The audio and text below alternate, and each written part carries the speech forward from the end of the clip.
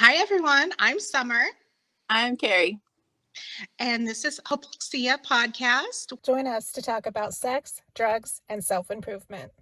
And this is where we get into the supernatural stuff, right? That I promised you guys. So there's this thing that happens in acting called subtext, right? So it's the stuff that's really, really, that's unspoken. And if you're, it's one of those things that, like, if you watch the like the making of or the interviewing of actors and stuff as they're making, sometimes they'll talk about this subtext. And so the subtext, and I didn't even realize that this was what was going on until, I think my kid, this was actually after the conversation that we just had about, I would have spent the rest of my life proving to you that I was a monster. My kid texted me one day and he's like, "Oh, hey mom, by the way, completely forgot to tell you, I've been rewatching Supernatural, and season 6 of Supernatural, when Sam loses his soul, season 6, Supernatural season 6's Soulless Sam is the best.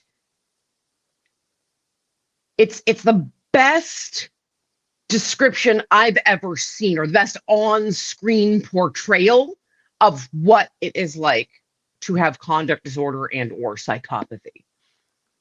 He said that Sam in season 6, when he loses his soul, is the best on-screen description that he's ever seen of what it is like to have conduct disorder and or psychopathy. And I feel it really, really important to point out here that, my son does not watch rainbows and puppy dogs and kittens, right? Like, so when my kid says that is the best on-screen description, like, he's already watching stuff that should be showing you what it's like to have that. But that's still, to this day, this is even, what is this? He was 17. So this is like 5 years later, right? Like, he still has yet to text me or call me and be like, "Hey mom, I just saw something that, explains this better." Like, this still has not happened.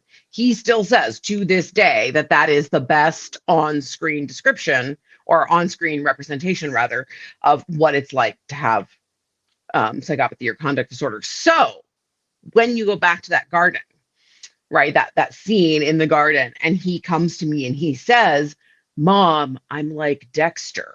Or I think I'm like Dexter. I have no soul. It was the "I have no soul" that was important. It was not the Dexter. It was that even as a 14-year-old kid, the best words he had to describe what he was going through was Supernatural season 6 of Soulless Sam.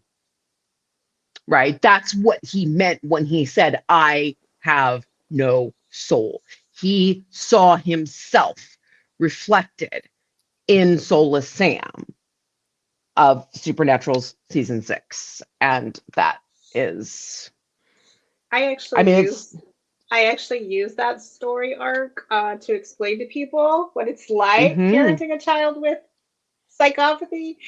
Because there's the one scene in there where, and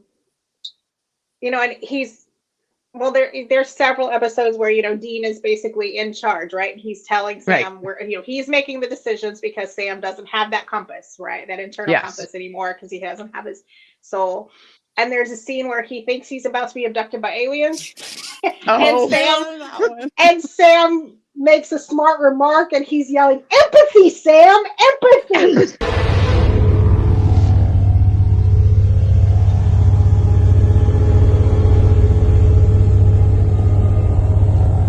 Holy. UFO!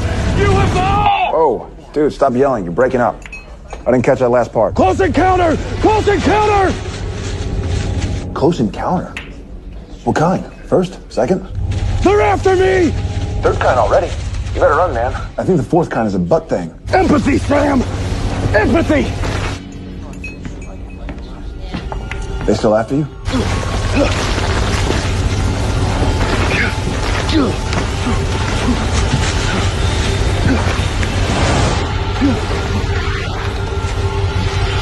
Come on! that is what parenting a child with psychopathy is like, because you're constantly, because, a typical parent, you're worried about, are they, are you practicing your clarinet like you need to be or whatever? No, I'm just like trying to teach her when empathy is appropriate, and when maybe you shouldn't twist the knife by making a smart remark when they're about to get abducted by the UFO, something like that. Yeah. So I've used that one a lot for helping people. And then there's an episode after Amara comes, the darkness comes, right? And she's eating people's souls. Mm-hmm. And there's a scene where one of the people that she's done this to says, because that, they just figured out what's happening and they think they can fix her. And she's like, I don't want to be fixed. I like it this way. I don't have any of those worries or those concerns anymore. And I had never really noticed that until my daughter told me basically that herself. Was like, because she'd been in therapy for all these years, and she'd done all the modalities, and all the things to try to help her learn empathy, or help her learn at least to intellectually process, what other people might be thinking or feeling. And then she got to a point where she's like, you know what, I just don't care. And I don't want to do that. And in fact, I think all of you that do that, or that can empathize, are limited. And I don't want to be a human like that. Well, so have either of you either seen the movie or read the book A Clockwork Orange? No. I read parts of the book and saw parts of the movie, and most of it was like too intense for me. Okay. Perfect. So I'll explain it to you guys along with the audience. And so first and foremost, A Clockwork Orange was written by a gentleman from the UK called Anthony Burgess in the 60s. I believe it was 1962, although don't necessarily quote me on that. And so the original book was 21 chapters, as it was published in the UK. When it came to the United States, the publishers in New York flat out refused to publish the final chapter, and they said that they would only publish a truncated 20 chapter version instead of a 21 chapter version. And that is what the movie A Clockwork Orange, as directed by Stanley Kubrick, was based on. It was based on the original truncated 20 chapter version. And so the basic long and short of it is that this is, and whether Burgess actually understood, I don't think he could have, but unbeknownst to Burgess, this is a book about what it is like to be born with psychopathy, and what that whole, I don't know if I like the phrase aging out, but that's what the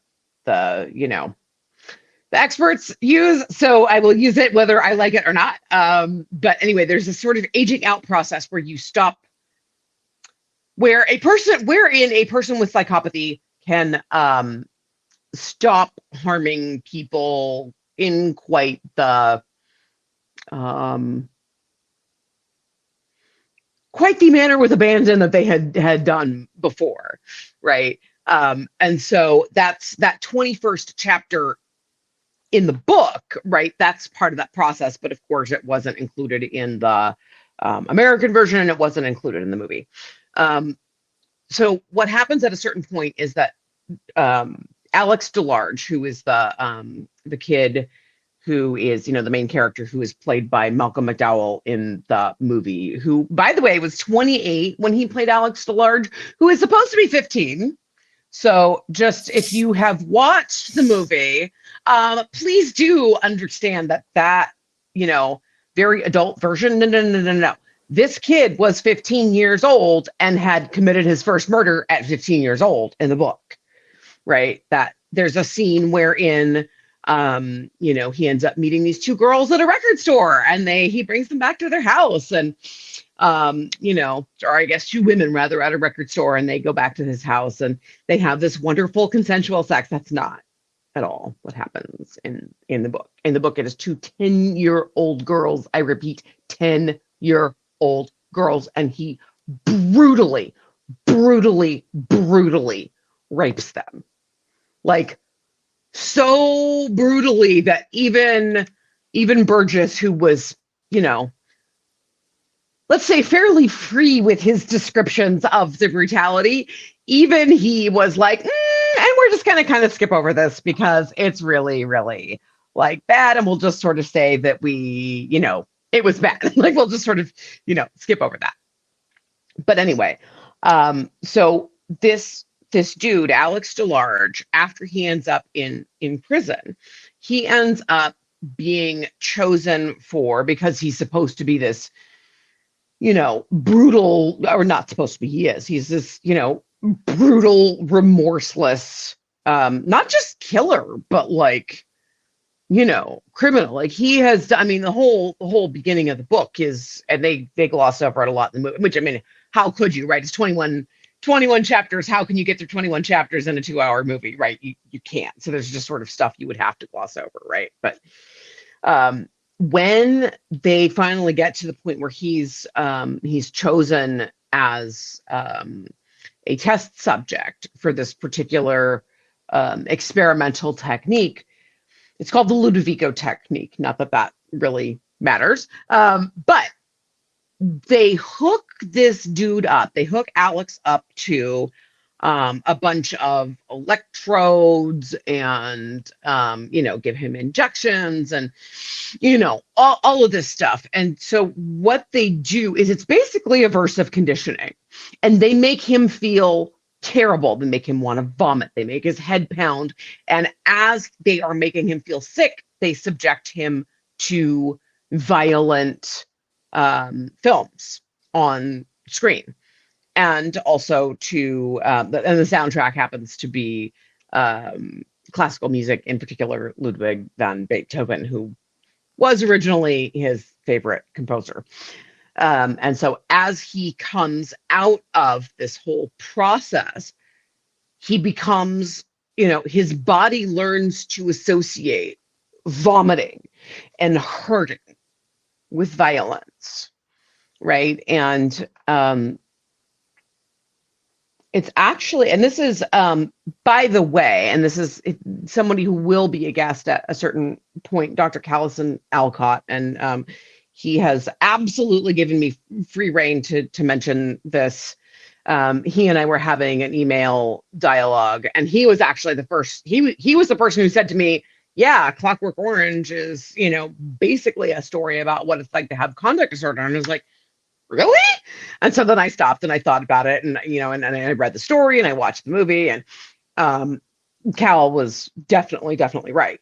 And one of the things that I ended up seeing as I was reading through this story and rewatching the the movie from the point of view of, oh my God, this really is a story about what it's like to have conduct disorder.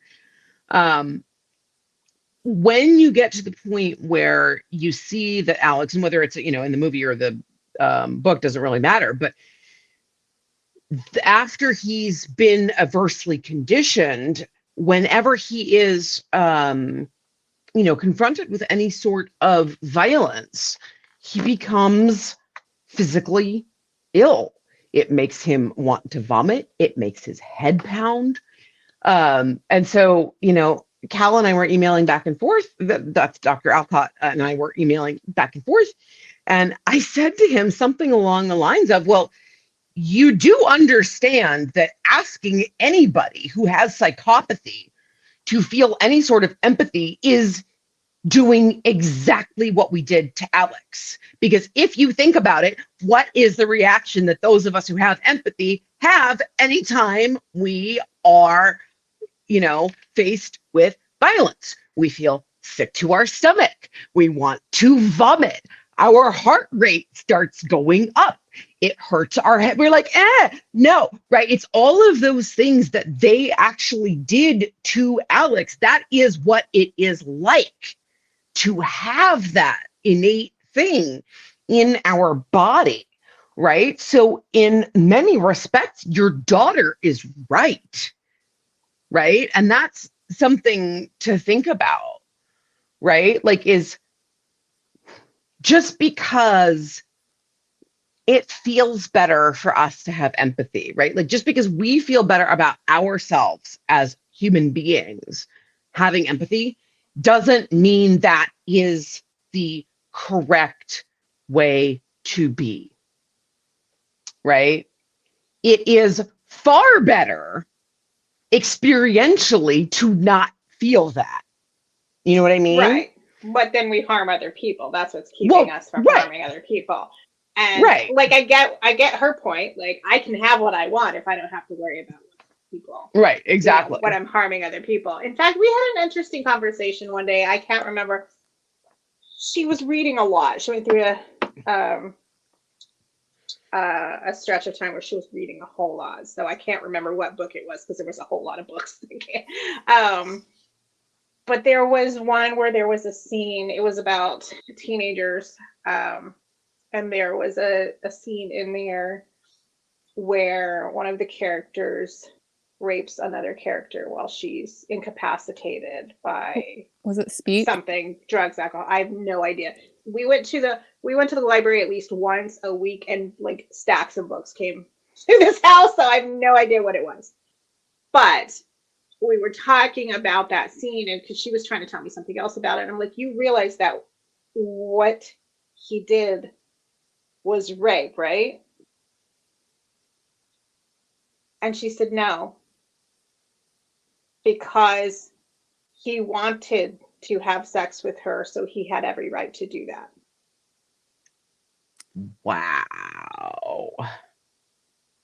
And it didn't matter what I said around that, trying to explain about consent and all of that. She's like, none of that matters. He wanted to, so it's okay.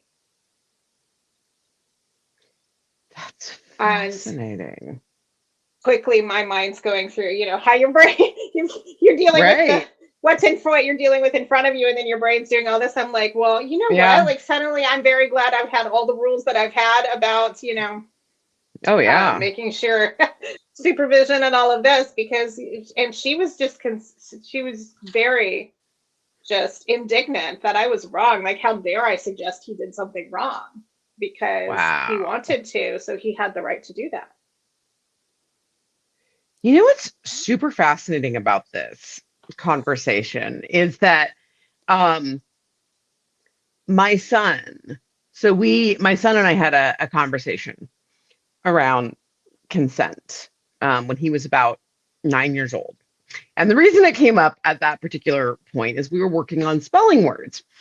And his spelling word for that week, or one of his spelling words rather, was wrapping, like wrapping paper, like WRAPPING.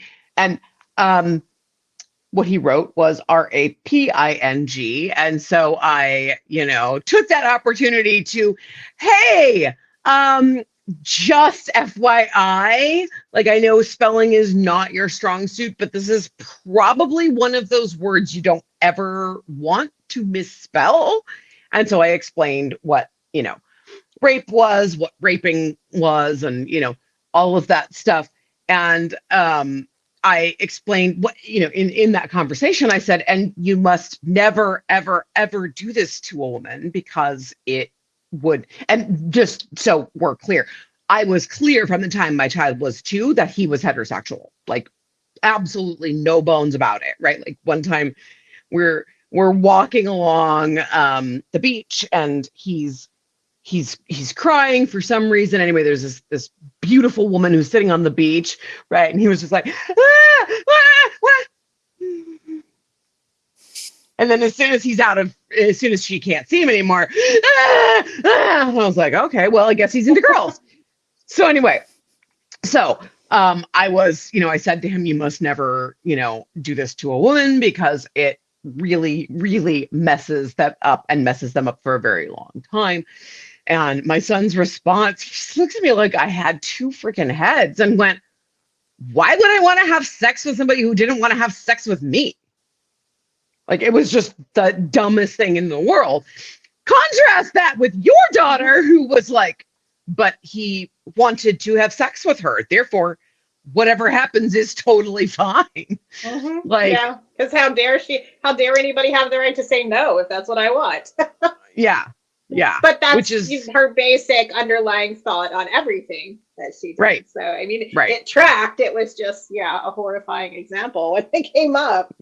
Yeah. But I think it's, it's interesting that my son was like, ugh, Mhm. like, no, why would I want to have sex? Like, just the thought of, Mhm. having, like, making that happen when the person didn't already want, Doesn't like, want it. it was just like, ew, gross, right? But your daughter was like, what's the problem? Right. Mm-hmm. Yeah, it's, how fun. I feel like I know what book she was probably reading too, and that Right. there's What? like two books I can think of, and in both instances it was two like high school girls that were like freshmen, like barely in high school, like 14, and they had gone to like parties and been given like alcohol, and it was very violent in it. I read both of those in high school, and it like upset me to my core, not just because like of my past and like my history, but because of like the way it was like in the book. And I was like, so her like saying that about like those two books that I'm thinking that it could probably be specifically, I'm like, Yeah. Well, unfortunately, she identifies with the assailant, not. So she had kind of the opposite reaction you did. So it was like senior boys, like 18-year-old boys in both of those instances, I think. I would love to dig into what Summer just said a little bit here, because, I think most of us, and so when I say most of us, I'm referring to the humanity spectrum, right? And when I'm referring to the humanity spectrum, I am referring to everybody. Well, let me rephrase that. When we watch, when the humanity spectrum, right, watches things on TV or in movies, right, most of us tend to identify with the victims in the story. And people with psychopathy can often identify with the assailants unbeknownst to us. So you and I can be sitting watching the same, like, we're sitting with our kids watching something. We're experiencing it one way, and our kids are experiencing it a completely different way, right? Like, our kids are identifying with the perpetrator.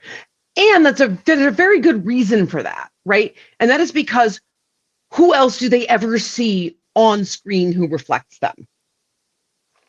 Right? They don't. Representation matters unless it's to us. Like, nobody gives a flying fuck about representation when it comes to psychopathy. Nobody gives a flying fuck about representation when it comes to families of people with psychopathy. Our representation does not matter. It does not matter, and we can fuck right off. That is the very, very clear message, right? Like, it's not psychopathy. You're a fucking psychopath, right? Psychopath is a fucking mic drop insult. We hear the word psychopath, psychopath, psychopath, psychopath, psychopath, psychopath, psychopath, and we will obviously put a link to my piece that I wrote for Psychopathy Is No One is a Psychopath, that talks about the importance of person first language. But there is, like, I cannot remember a single thing I have watched on television or in movies in the last several years that does not use the word psychopath at least once as an insult, right? It is always, always, always a tee hee hee, insult in a way that we would never, right? Like you would never be like, you fucking autistic, you fucking diabetic, right? You would never say that. If that got printed, like the internet would fucking implode,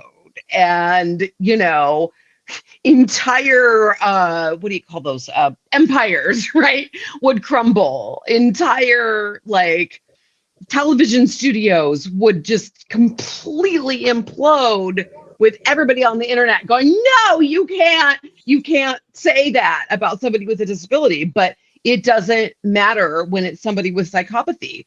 They're still fucking psychopaths, which obviously I don't agree with. But And one thing that I want to remind everyone who's listening to this, I know we've said it over and over, but I want to say it again because I keep having to repeat it in the TikTok comments. Not everybody with psychopathy is violent. Not everybody with psychopathy are criminals. Like, it's an entire spectrum. And I would like to see, the neuroscientist who finds out he's, that he fits the profile on television. I would like to see. And actually, that is actually what kept me watching Dexter. Was that the way he was talking through it and questioning his, like, why do I do this? What, and trying to direct it at people who, deserve, quote unquote, deserved it or whatever. Right. But I liked that they explored those complexities. Well, and then I think we do need to explore that more. Like, the people, and there's a whole variety of people. Not everybody is, just one two-dimensional stereotype of what we think when we hear the phrase, the word psychopathy. Right. And I think, like this is, and I think most parents would be like, oh my God, your teenage son watched Dexter? That's terrible. No, it was great. My teenage son watched Dexter and understood himself better. My teenage son watched Dexter and came to me and was like, Mom, do we have the warrior gene? And I was like, I don't know. Do we? Right. And so we did our DNA. I don't know if my son, okay, let me rephrase that. So I've looked at my DNA, right, and run it through. I know I have, and this is really interesting, by the way, I have every single MAOA mutation out there, right? Like I have all of the bad alleles, right? Except that an allele, by the way, is just like it's the version, right? It's like there's version A, there's version B, right? Allele just is like the version. That's just the word that gets used. And so it's really interesting because you think like the warrior gene, quote unquote, right? Like, or the serial killer gene, or oh God, there's it's all the same gene. It's the MAOA gene. It's the MAOA mutation. And it's got all these various different nicknames. But it turns out actually that, interestingly enough, in women, that MAOA mutation that normally in men is supposed, like, it's not the greatest, right? In women, when the women aren't, psychopathic, which I am not, it's actually a protective factor. So it actually makes us a lot happier. Along with the rest of the, like, again, if you don't have the whole rest of the constellation, right, like that gene mutation with a different combination of stuff actually ends up working out really great for me. I mean, it's probably a huge part of the reason that I'm like, rah, let's fight, right? Let's fight for our rights, right? Like it's my MAOA mutation at work, right? Like I can't even take any credit for it. It's literally my programming, right? It's my software. It's my operating system, right? Like I didn't do anything. That's just how it, it's just how I'm written. Basically, that's how my code is written, right? It is how it is. It is how it is. I mean, and it's, it's super fascinating because you were talking about, you wanted to hear more about the scientists that found, all of, that found out that, oh my gosh. And just for our audience, the neuroscientist she's talking about is James Fallon, nothing to do with Jimmy Fallon, not the not the late night host, but James H. Fallon. He was the author of The Psychopath Inside, and it's all these things always have a colon. It's like something like a neuroscientist's journey into the darkness. Or so Jim and I definitely, like, before he died last year, we were in regular contact, and so, like, I even remember when I was looking at my MAOA mutations, right? I was like, oh my God, do I have like, which one am I looking for? And he and I emailing back and forth, and then I'm looking through my DNA, and I'm like, oh no, I have all of it. It doesn't even matter which one, because I have it. Like, it's just, I have all of them. Okay, it's cool, right? But like, my kid was able to come to me and say, like, it's in my genetics, right? Like, I have this thing. I have the warrior gene, right? Like, there is this part of me, right? It's in my operating system that I am a warrior, right? It's my operating system has the, it's drawn, it's in my code, right? Like, I am a warrior. I am interested in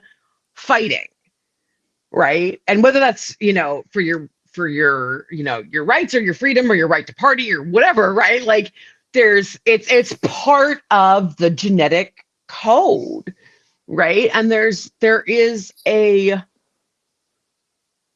freedom, as any parent dealing with this knows. There's a freedom in finding out it's not your fucking fault.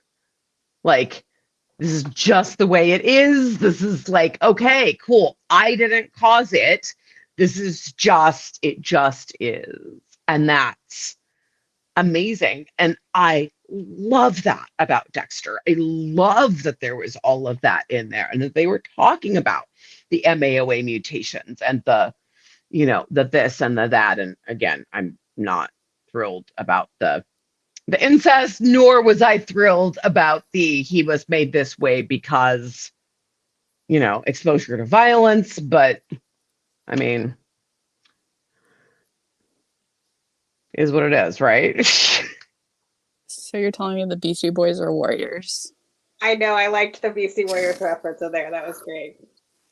The what? The Beastie Boys. Oh, Beastie. Okay, yes, Beastie Boys. I was like, the VC boys, the venture capital. Maybe venture capitals are what? I don't know. We don't know anything about that. They fight for the right to make money. Oh, yeah. Which incidentally, people with psychopathy have an advantage to become very successful in.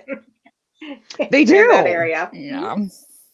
They do. I mean, they flourish in capitalism. They do. Yeah. They do. Don't forget to like and subscribe to the channel. And to be sure you never miss an upload, make sure you turn your notifications on. And please come join us on social media so we can continue these conversations in between episodes. You'll find us at Hypoxia Podcast on Facebook, Twitter, Instagram, and TikTok.